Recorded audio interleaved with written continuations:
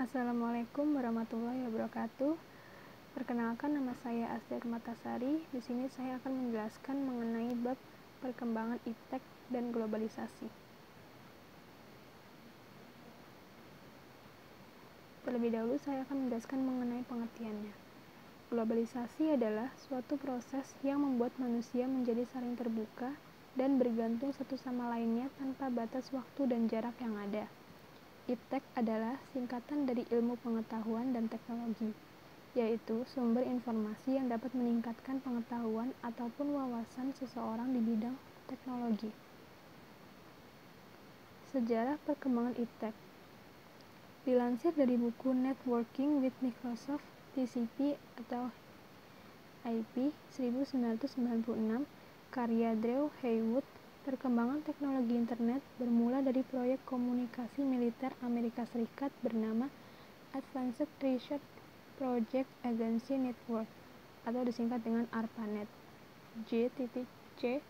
Licklider sebagai anggota proyek ARPANET berhasil menemukan konsep internet dengan menggabungkan lebih dari 10 komputer dalam jaringan. Perkembangan internet semakin pesat pada sekitar tahun 90-an dengan ditemukannya aplikasi browser yang mampu menjelajah antar komputer melalui program World Wide Web atau WWW. Sejarah globalisasi. Sebenarnya ada banyak pendapat mengenai globalisasi dan kapan pertama kali muncul di dunia.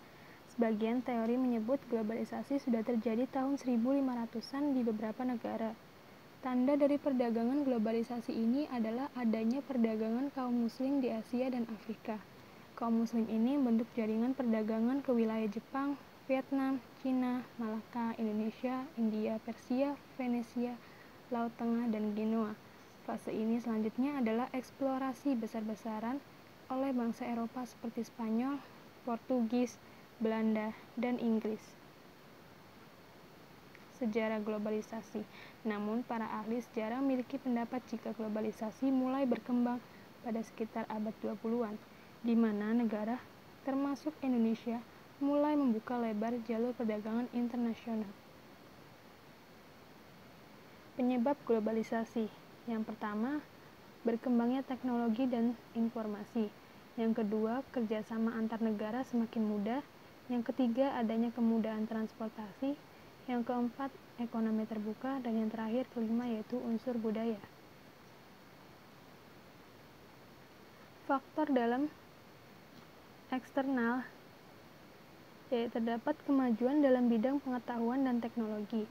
Kini, teknologi sudah berkembang menjadi lebih canggih dan manusia juga sudah dapat menciptakan produk yang kreatif dan canggih untuk kebutuhan masyarakat dalam suatu negara. Lalu, ada kemajuan dalam bidang transportasi, di mana kini sudah banyak kendaraan yang dapat dipakai oleh masyarakat untuk bepergian, seperti bus, mobil, motor, dan lain-lain. Juga ada pesawat agar masyarakat bisa bepergian jauh dengan waktu yang cepat.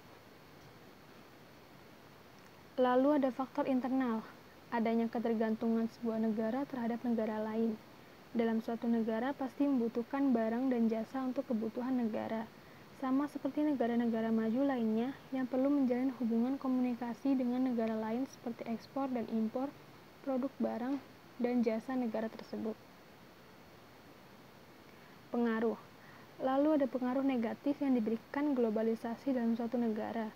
Globalisasi ini dapat menghambat pertumbuhan sektor perekonomian dalam suatu negara.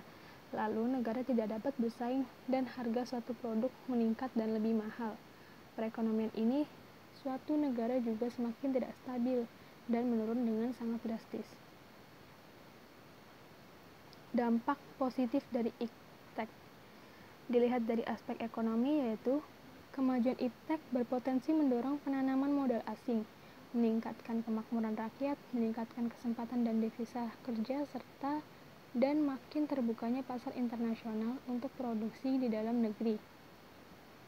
Aspek sosial budaya. Munculnya internet dan gadget yang canggih telah mempermudah seseorang memperoleh informasi dari manapun dan kapanpun. Ini juga berperan dalam peningkatan efisiensi dalam aktivitas sehari-hari. Aspek hukum, kemajuan iptek akan memberikan efek pada pertahanan dan keamanan, supremasi hukum, demokrasi, dan tuntutan hak asasi manusia atau HAM semakin menguat. Di samping itu, tuntutan terhadap tugas-tugas penegak hukum yang lebih transparan, profesional, dan lebih bertanggung jawab juga makin menguat. Selain itu, regulasi hukum dan pembuatan peraturan undang-undang yang bermanfaat dan memihak rakyat banyak juga akan makin menguat. Dampak negatifnya dari aspek politik yaitu dengan berkembangnya iptek maka tidak menutup kemungkinan nilai-nilai seperti kebebasan demokrasi dan keterbukaan bisa disalahartikan oleh masyarakat. Hal ini bisa membuat terganggunya stabilitas politik di dalam negeri. Aspek ekonomi yaitu dalam bidang ekonomi, perkembangan iptek bisa merugikan lantaran dapat meningkatkan perdagangan bebas yang membuat terdesaknya produk lokal, timbulnya kesenjangan sosial akibat adanya persaingan bebas, kemungkinan perekonomian negara untuk dikuasai pihak asing, dan yang lebih buruk mekanisme pengaturan ekonomi sepenuhnya diatur oleh pasar, sehingga pemerintah hanya sebagai regulator. Aspek sosial budaya. Kemajuan iptek ini dapat memunculkan sifat hedonisme maupun gaya hidup konsumtif dan individualisme. Hal ini tentu saja memicu adanya kesenjangan sosial jika seseorang tidak mampu menerima pengaruh iptek dengan baik. Selain itu, ada kekhawatiran akan lunturnya nilai-nilai sosial dan keagamaan, di mana kemajuan teknologi kadang bisa membuat seseorang melupakan hubungan dengan orang lain dan melanggar norma agama, contohnya mencuri dengan cara hacking ke suatu lembaga keuangan dan sebagainya. Aspek hukum. Kemajuan iptek di bidang hukum dikhawatirkan akan memunculkan tindakan anarkis dari masyarakat yang mengganggu persatuan dan kesatuan bangsa, ketahanan maupun stabilitas nasional.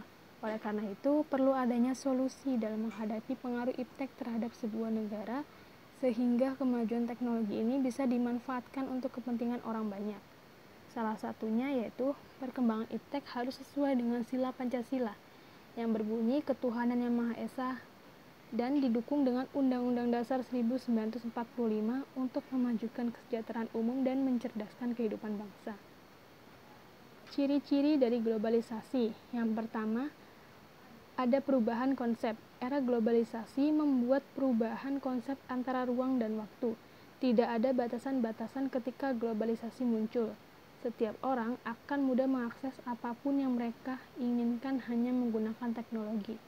Yang kedua yaitu pasar dan produksi. Setiap negara akan saling bergantung satu sama lainnya. Hal ini disebabkan oleh pertumbuhan perdagangan internasional. Organisasi semacam WTO juga mempengaruhi perilaku pasar dan produksi. Dan yang ketiga yaitu peningkatan interaksi. Interaksi dengan berbagai masyarakat belahan dunia lain akan semakin mudah, terutama munculnya berbagai macam sosial media dan grup kencan. Dengan adanya hal ini, maka perkawinan silang antara ras akan semakin banyak. Dan yang keempat, yang terakhir yaitu timbulnya masalah bersama. Karena kompleksnya jalan perekonomian dan perdagangan, hal ini juga memicu timbulnya masalah dari berbagai negara, misalnya inflasi regional, masalah lingkungan hidup, dan sebagainya. Sekian yang dapat saya sampaikan, kurang lebihnya saya mohon maaf.